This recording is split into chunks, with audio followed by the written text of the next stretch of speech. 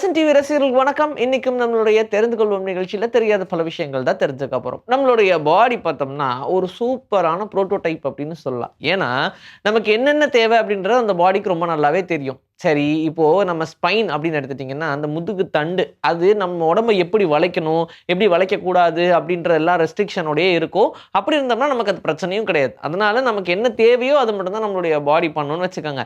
இருந்தாலும் நீங்க உங்க பாடிய வேணும்னா ஃப்ளெக்சிபிள் ஆயிக்கலாம். அதுதான் அந்த யோகா அப்படின்னு சொல்லக்கூடிய எக்சர்சைஸ் இல்லன்னா எது வேணாலும் சரி, நம்மளுடைய பாடிய ஃப்ளெக்சிபிள் பண்றதுக்கு நெறைய வழிகள் இருக்கு. சரி, இப்ப அந்த ஸ்பைனுக்கு கீழயே பார்த்தோம்னா, ஒரு 2 ஹோல்ஸ் மாதிரி இருக்கும். அது ஒண்ணும் பெருசா ட்ரில் பண்ண மாரிலாம் இருக்காது. நமக்கு எப்படி கன்னத்துல டிம்பிள் இருக்கோ, அதே மாதிரி முதுகுல பார்த்தோம்னா, முதுகு தண்டுக்கு கீழயே பார்க்கும்போது லெஃப்ட், ரைட் அப்படின்னு சொல்லி 2 இடங்கள்ல டிம்பிள் மாரி இருக்கும். அதுக்கு பேரு தான் வீனஸ் ஹோல்ஸ் அப்படின்னு சொல்லுவாங்க. இது பெரும்பாலும் எல்லார்கிட்டயுமே பார்க்கலாம். ஆனா, இது எதுக்காக இருக்கு அப்படின்னு சொல்லும்போது, இந்த வீனஸ் ஹோல் தான் நம்மளுடைய ஃபேட்ட கால்குலேட் பண்ணுது அப்படின்னு சொல்றாங்க. நம்மளுடைய உடம்புல ரொம்ப அதிகமான ஃபேட் இருந்துச்சு அப்படின்னா, இந்த ஹோல்ஸ் உடைய ஆழமானது ரொம்ப கம்மியாயிரும். அதுவே நம்மளுடைய உடம்புல ஒரு நல்ல கரெக்ட்டான லெவல்ல ஃபேட் இருக்கு. இல்ல நம்ம அந்த ஃபேட் லெவலுக்கும் கீழ இருக்கோம் அப்படின்னும்போது, இந்த ஹோல்ஸ் உடைய லெவல் வந்து ரொம்ப டீப்பா இருக்கும் அப்படின்னு சொல்றாங்க. ஸோ, இத வச்சே நம்மளால நம்மளுடைய பாடியில இருக்கக்கூடிய ஃபேட்ட கணிக்க முடியும். ஃபர்ஸ்ட் ஃப்ளை அப்படின்னு சொல்லுவாங்க. இது ஒரு சர்டிபிகேட்டாவே புரொவைட் பண்ணுவாங்க. என்ன அப்படின்னு கேட்டா, நம்ம குழந்தைங்களெல்லாம் ஃபர்ஸ்ட் டைம் ஃப்ளைட் கூட்டிட்டு போறோம்னு வச்சுக்கோங்க. அப்போ அந்த ஃப்ளைட்ல இருக்கக்கூடிய பைலட் சைன் பண்ண ஒரு சர்டிபிகேட்ட அந்த குழந்தைக்கு குடுப்பாங்க. அது மேபி கை குழந்தையா இருக்கலாம். இல்ல கொஞ்சம் வளர்ந்த ஒரு நல்ல ஏஜ் இருக்கக்கூடிய 3, 4 இயர்ஸ்ல இருக்கக்கூடிய குழந்தைகளா இருக்கலாம்.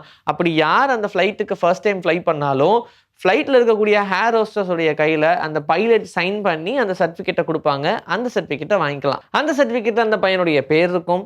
இது இல்லாம அந்த ஃப்ளைட் உடைய டீட்டெயில்ஸ் இருக்கும். ஏர் இண்டியா, இண்டிகோ இந்த மாதிரியான ஃப்ளைட்ஸ்லலாம் இப்போ வரைக்கும் அத புரொவைட் பண்ணிட்டு தான் இருக்காங்க. பெரும்பாலும் இருக்கக்கூடிய நெறைய ஃப்ளைட்ல அத குடுக்க தான் செய்வாங்க. இத வாங்குறதுக்கு நெறைய பேர் மிஸ் பண்ணிடுறாங்க. ஏன்னா இப்படி ஒரு விஷயமே இருக்கிறது தெரியாது. அதனால ஃபர்ஸ்ட் டைம் நீங்க குழந்தைங்களோட ஃப்ளை பண்றீங்கன்னா, இந்த சர்டிபிகேட்ட கேட்டு வாங்குங்க. நம்மளுடைய ஒவ்வொரு பல்லுக்குமே ஒவ்வொரு பேர் இருக்கு. எப்படி நம்ம வந்து கடவா பல் அப்படின்னு சொல்றோம். அந்த மாதிரி ஒவ்வொரு பல்லுக்கும் ஒவ்வொரு பேர். அதுல நம்ம பார்க்க போறது இந்த கேனைன் டூத் அப்படின்னு சொல்லக்கூடிய இந்த டீத் தான். ஸோ இந்த கேனைன் அப்படின்னா, இது எதுக்காக யூஸ் ஆகுது அப்படின்னு பார்க்கும்போது, முன்னாடிலாம் பார்த்தோம்னா நம்மளுடைய மனுஷங்களே நெறைய மாமிசங்கள் சாப்பிட்டுட்டு இருந்தாங்க. அதுவும் எப்படி சாப்பிட்டுட்டு இருந்தாங்க? அப்படியே ராவா அடிச்சு அதுலருந்து எலும்புலருந்து அந்த சதைய பிரிக்கிறதுக்காக நம்ம கடிச்சு இழுத்துட்டு இருந்தோம் அப்படின்லாம் நம்ம படிச்சிருப்போம் இல்லையா? அந்த ஆதி காலத்திலிருந்து அப்படியே நமக்கு ரொம்ப ஷார்ப்பா வந்துட்டு இருக்கிறது தான் இந்த கேனைன் டூத் அப்படின்னு சொல்லக்கூடிய இந்த பல்லு. இந்த கேனைன் டூத் என்ன பண்ணுதுன்னா, ஈஸியா நம்மள எதுனாலும் கடிச்சு அதிலிருந்து பிரிக்க வைக்கிறதுக்கு ஹெல்ப் பண்ணுது. அதனால தான் அது சிங்கம் மாதிரி நமக்கு ஷார்ப்பா இருக்கும். இது நெறைய பேருக்கு மாறிக்கிட்டே இருக்கு. சில பேர் அந்த பல்லு வேணாம், பார்க்கறதுக்கு ரொம்ப அசிங்கமா இருக்கு அப்படின்றதுக்காக காஸ்மெட்டிக்கல் சர்ஜரிலாம் பண்றாங்க. ஆனா அந்த பல்லுடைய தேவை நமக்கு ரொம்ப ரொம்ப முக்கியம். ஈவன் கடவா பல்லுமே வேணாம் அப்படின்னு சொல்லி ரொம்ப ஈஸியா ரிமூவ் பண்ணிடுறாங்க. ஆனா அந்த கடவா பல்லுடைய வேலைகளும் ரொம்ப அதிகமா தான் இருக்கு. இந்த சிங்கப்பல்லு மாரி இருக்கக்கூடிய இந்த பல்லு தான் நம்ம மென்றதுக்காக ரொம்ப அதிகமா யூஸ் பண்றோம். அண்ட் ரொம்ப ஷார்ப்பா இருக்கும்போது, ரொம்ப ஹார்டான ஃபுட்ஸா இருந்தாலும் அது ரொம்ப ஈஸியா சூ பண்றதுக்கு நமக்கு ஹெல்ப் பண்ணுது. அதனால நம்மளுடைய டைஜெஷன் இம்ப்ரூவ் ஆகும். பொதுவா நீங்க ஒரு வாட்டர் பாட்டில் வாங்குறீங்கன்னு வச்சுக்கோங்க. அந்த வாட்டர் பாட்டில்லயே அதுக்கான எக்ஸ்பைரி டேட் இருக்கும். எத்தன பேர் அந்த எக்ஸ்பைரி டேட்ட பார்த்து வாங்குறோம்? தண்ணி என்னப்பா கெட்டா போப்போது அப்படின்ற நம்பிக்கையில நம்ம ஈஸியா அந்த பாட்டில காசு குடுத்து வாங்கிடுறோம். ஆனா, அப்புறம் ஏன் அந்த பாட்டில்ல எக்ஸ்பைரி டேட்ன்னு ஒண்ணு போட்டுருக்காங்க? அந்த பாட்டிலோடைய எக்ஸ்பைரி டேட் எதுக்காக மென்ஷன் பண்ணியிருக்காங்கன்னா, அதுல இருக்கக்கூடிய தண்ணிக்கு இல்ல, அந்த பாட்டிலுக்கு. என்ன நம்ம சொன்னாலும் அது பிளாஸ்டிக் பாட்டில் தான். அது ரீசைக்கிள் ஆனாலும் அது பிளாஸ்டிக் தானே. அதனால அந்த பிளாஸ்டிக் எப்பப்பலாம் சன்னோட எக்ஸ்போஸ் ஆகுதோ, அப்பல்லாம் அதோடைய லைஃப் குறைஞ்சுகிட்டே வரும். ஈவன் அது எக்ஸ்போஸே ஆகலனாலும், அவங்க மென்ஷன் பண்ணியிருக்கிற டேட்லேருந்து ஒரு 1 மாசமோ, 2 மாசமே தாங்குமே தவிர்த்து, அதுக்கு மேலலாம் அந்த பாட்டில் தாங்கறதுக்கு சான்ஸே இல்ல. அப்போ ரொம்ப ஈஸியா அந்த பிளாஸ்டிக்லாம் அந்த தண்ணீல மிக்ஸ் ஆகறதுக்கு சான்சஸ் இருக்கு.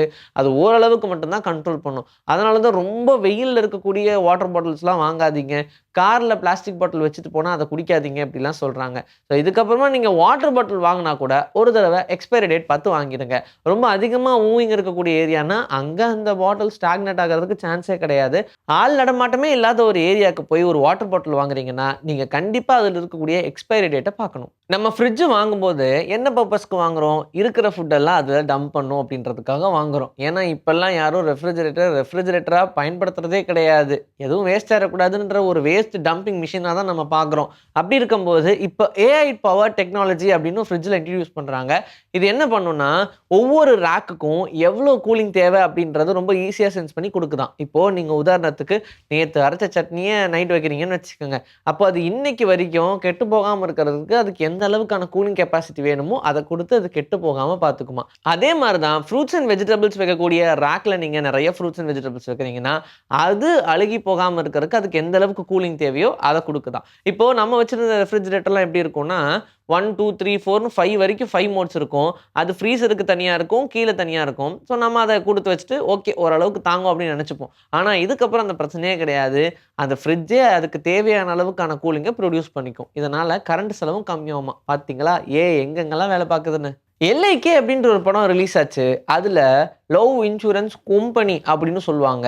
அதோடைய வேலை என்னன்னு கேட்டா, ஒவ்வொருத்தருமே காதலிக்கும்போது இந்த ஆப்ப வச்சு டெஸ்ட் பண்ணிக்கலாம். அப்ப அவங்களுடைய காதல் எந்த அளவுக்கு இருக்குன்றத அந்த ஆப் சொல்லும். ஸ்ட்ராட்டஜிக்கலா ப்ளே பண்ணும் அப்படின்னு சொல்லுவாங்க. ஆனா அந்த எல்ஐக்கூடைய பர்ப்பஸே வேற மாரி இருக்கும். அதுக்கப்புறம் காதலுக்கு ஒரு சின்னமா கண்டுபிடிப்பாங்க இல்லையா? இந்த மாரி ரியல் லைஃப்லயுமே ஒரு இன்சூரன்ஸ் இருக்கு. இது என்ன பண்ணும்னா, நீங்க லவ் பண்றீங்க. லவ் பண்ணும்போதே இன்சூர் பண்ணிட்டீங்கன்னு வச்சுக்கோங்க.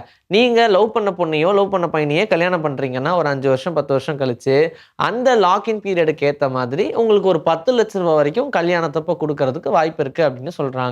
இது ரொம்ப நம்பிக்கையா வேற ஒருத்தங்க ஸ்டார்ட் பண்ணிருக்காங்க பிசினஸ். ஆனா அப்ப எந்த அளவுக்கு இருக்குன்னு யோசிச்சு பாருங்க. படத்துல மட்டும் கிடையாது. ரியல் லைஃப்லயுமே லவ்வுக்கு இன்சூரன்ஸ் இருக்கு. அத நம்ம போடலாமா? வேண்டாமான்னு டிசைட் பண்ணிக்கங்க. இன்னைக்கு நம்மளுடைய தெரிந்து கொள்வோம் நிகழ்ச்சியில தெரியாத பல விஷயங்கள் தெரிஞ்சுக்கிட்டோம். இதே மாதிரி சூப்பரான கன்டென்ட்டோட உங்கள நான் வந்து சந்திக்கிறேன். Until then, this is bye from Vijayஸ்ரீ. Take care.